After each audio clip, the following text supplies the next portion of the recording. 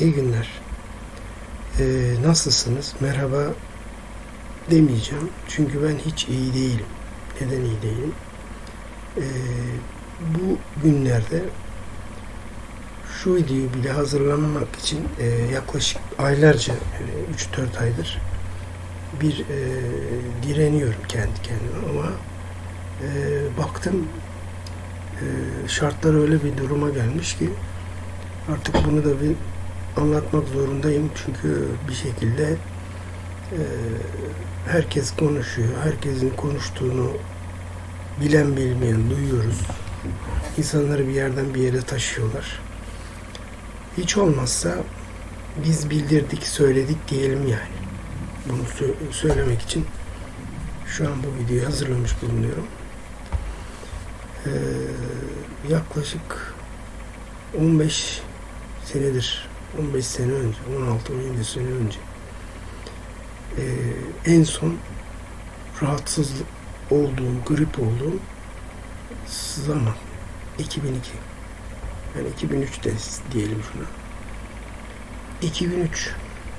2003'ten bu zamana sayalım. 2020 yılındayız. Daha bir hastalık yok yani. Neden olduğunu televizyonun 2015 yılında beni tanıyanlar bilir. Dünya dışı temas ile deneyim yaşayan insanlar hakkında gündem ötesi programında akşam saat 8 civarında program yayınlandı ve burada tescil edildi yani. Böyle bir kişi var. Doktor raporu var. Ve bu insan var yani aranızda. Yaşadığım süreç hakkında yani olumsuzlukların, insanların bana neler yapmak istediği işte falan. Hiç oralara girmiyorum.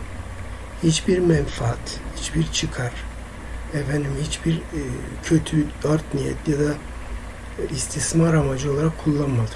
Bu zamana kadar hiç kimseye anlattığım kişiler bana zarar vermesine rağmen ben hiçbir şekilde kimseye bundan karşı bir çıkar elde etmedim. Yardım etmişliğim de oldu. Fakat bu durumumu biliyorum. İnsanların da böyle bir duruma gelmesi, zihinsel olarak gelmesi için çaba sarf ettim. Daha bu korona işte Covid-19 virüsü galiba çıkmadan daha piyasaya ben bunun hakkında kendi kanalım Alıkonulanlar Buluşma ve Birleşme Platformu olarak ABPP diye yani ABBP olarak ararsanız bulabilirsiniz. O kanalda anlatmıştım. Kanalımı açtığım tarih 2014. Yani 2014 yılında kanal açmışım. Video yüklemeye başlamışım 1 sene 2 sene önce. Ve bunlardan hep bahsetmişim. Ben bunlardan bahseden bir kişi olarak böyle bir hastalığa doğal bağışıklığı olan bir insan olarak doktordan önce sizin başkanınızdan, cumhurbaşkanınızdan, Donald Trump'ınızdan, işte elma ağacınızdan, yok işte başka bilmem kanallarınızdan, pop sanatçılarınızdan hepsinden önce konuşma hakkım vardır. Ama nedense en sonu bırak böyle bir kişinin varlığı acaba bu nasıl oluyor? Nasıl bir bilinçlenmeliyiz? Bizi nereden nereye sürüklüyorlar? Bununla alakalı hiç olmazsa bilgi sahibi olun ama yapmayın kardeşim dedik. Bizi çok üstürdüler tabii. Biz şimdi mücadelenin için yapıyoruz. Bir para almıyoruz. Kimseye abonelik ücreti almıyoruz. Yok YouTuber olmaya da çalışmıyoruz. Böyle bir doğal seyirde gitsin istedik. Şimdi bu videomuzun başlığı koronaya teşekkür etmeli miyiz? Evet, ben teşekkür ederim kendisine. Benim anlatmaya çalıştığım, anlatamadığım senelerdir şeyi geliyor bak gelecek aman bilinçlenin dediğimiz şeyleri bu öyle olmayacak artık dedi ve bu bilinç, doğanın yansıması olarak gerek insan üzerinden gerekse doğanın vermiş olduğu tepki ile meydana çıktı. Bundan önce kuş gribi, domuz gribi, yok Kongo karabalı, yok AIDS vesaire bunlar var yokken daha piyasada bunları arz ettiler. Arz edilirken bunlar uydu. Şu an devam ediyor. Devam etsin. Biz tabii şimdi bunlar üst takıl şöyle böyle de değil anlatmıyoruz. Burada bir bilinç meselesi var. Bilinçlendirme meselesi var. Ben teşekkür ediyorum bu rahatsızlık insanları öldüreceğini, güzellikle bu işi anlamaya çalışacaksanız çalışın dedik. Eğer güzellikle olmazsa doğanın cevabı olacak dedik. Oldu.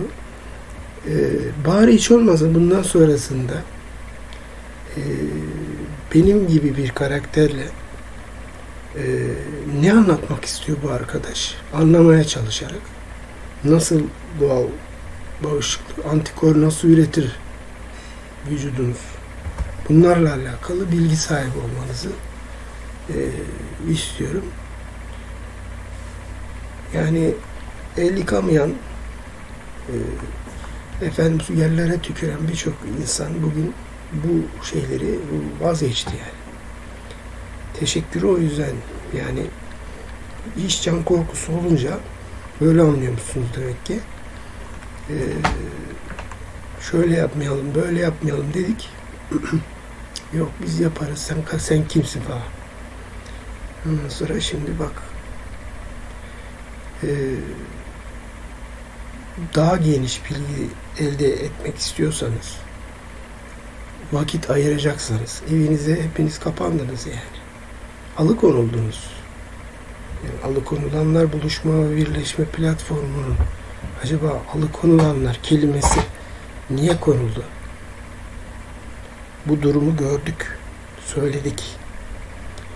Başka hiç kimse kendi kanalı ya bu kanalın ismi böyle olmasın demedi. Hayır biz dedik özellikle bunu seçtik. Olacaktı. Ve şimdi siz hepiniz evinizde kapandınız. Özgürlüğünüz elinizden alınıyor, çember daralıyor. Ben küçümseyin demiyorum. Ya da şey yapın demiyorum yani. Efendim aşırı tepki verdiniz falan demiyorum. Burada bir bilinç var. Bir şeyler yavaş yavaş devreye konulurken karşı çıktığınızda önünüze neler getireceğini de hesaplayan bir bilinçten bahsediyorum yani. Bunları tabii şimdi tam böyle açıkça söylemiyorum. Daha geniş bilgi istiyorsanız bu benim kanalım da hala videolarım açık duruyor. Kanalım şu an kapalı değil. Sadece video yüklemiyoruz. Bıraktık, küstürdüler bizi yani. Doğruları söylüyorduk. Dalga geçtiler bizimle. Tek tek çıkınca da yani bizim bu YouTube'daki algoritmanın bizim videolarımızı izlememesi için insanların alt sınırları attığını bilin. Ve bu başlıkları kullananların böyle bir bilgi veren bir kişinin önüne geçmeye çalıştığını da bilin. Bu büyük bir şanstır yani. Ve bunu izlediğiniz anda hemen diğer insanlara da çoğaltıp o algoritmanın üstüne çıkartın ve hızlı bir şekilde de nasıl bundan çıkacağınızı öğrenin ve kimseye avuç açmayın yani. Biz Türk'üz biliyorsunuz. Türklerin boyun eğmeme özelliği vardır. Eğer içinizde biraz Türklük varsa size yapılan, sizi böyle alıkoyan bu zihniyete devlet olarak demiyorum yani genel olarak karantina. Çok komik şeyler oluyor yani. Anlatacağım sonra size. Siz bundan kendinizi ayırt edip bu etki edemez hale gelmenizi sağlayacak etkenler sadece temizlik değil. Bunlardan ilgili bahsedeceğiz. apor denen bir kavramın olduğunu anlattı. İşte çok önceden anlatmıştım yani. Sağlık Bakanı Fahrettin Kaya galiba anlattı. Dedi ki hastalık pozitif seyrediyor. Bu hastalığı sonra baktık negatife döndü. Negatif olan pozitife döndü. Bunun nedeni apordur. Artık enzimler virüslerle apor haline geçebiliyor. Apor kavramı enzimlerin zaman kavramını değiştirmesiyle ilgili yaptığı etkinliği anlatmıştım. Apor kavramını. Çok dikkatli dinlemeniz lazımdı o videoları. Affedersiniz. Ve bu şekilde öğrendiği için artık bu yeni bir form. Yani buna şey diyorlar işte kendini bozması şey bu ne denir ona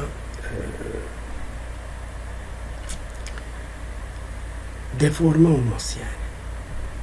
Deforme oluyor. Kendini değiştiriyor. Yeni bir forma çıkıyor. Eski versiyonlarından çok farklı bir şeye dönüşmüş. Apor kullanıyor yani. İzlediğiniz için teşekkür ederim demeyeceğim. Çünkü genelde izlemiyorsunuz. Kendiniz için izleyeceksiniz yani. Gidip de Lady Gaga'yı onu bunu dinleyeceğinize ciddi bir konudan bahsediyoruz. Nadir rastlanan, ender rastlanan bir istisnai durumu genellemeye çalışıyorum yani. İlgilenmezseniz çok önemli de değil yani. Eğer ilgilenirseniz de siz bilirsiniz. Burada teşekkür edecek kişi ben değilim yani. İyi günler.